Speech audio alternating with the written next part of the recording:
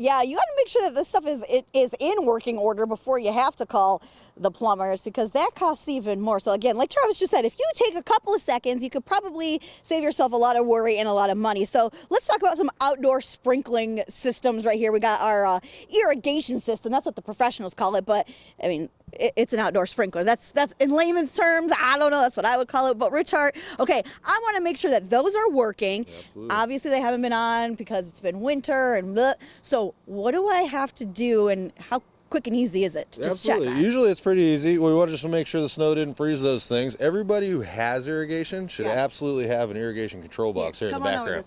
So let's take a look at this guy. Okay. And ours hasn't been turned back on yet for the spring, which is what we're doing today. So we want to get down inside of this box and pull out all that insulation that we put in there to keep it from freezing.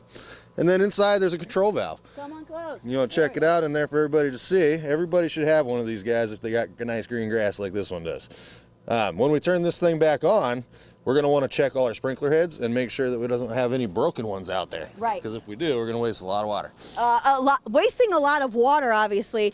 How much is that going to cost me if I'm got the broken heads? Because I mean, if it's broken, that part of my grass isn't going to get watered, but it costs money too, right? Yeah, water's not cheap, and it's a natural resource, so we want to make sure we're aware of it, right? Yeah.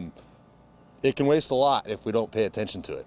And you had also mentioned that not only can it waste the money, but it also can flood parts of your yard. Absolutely. So you're going to end up with a nice big shiny green spot on one side and a dead spot on the other. Okay, and so again, that's just the outside. What I like about Rich is that he helps us figure out how to take care of our homes before we got to call him.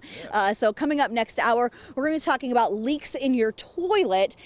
He's got a really clever trick on how you can see if it's leaking. Again, if it does, you're wasting a lot of money, literally flushing it down the toilet, and we don't want to do that. So we will talk with Rich coming up again at 8:20. But until then, I'm going to be checking all of these sprinkler heads, the irrigation system, pretending like I know what I'm doing.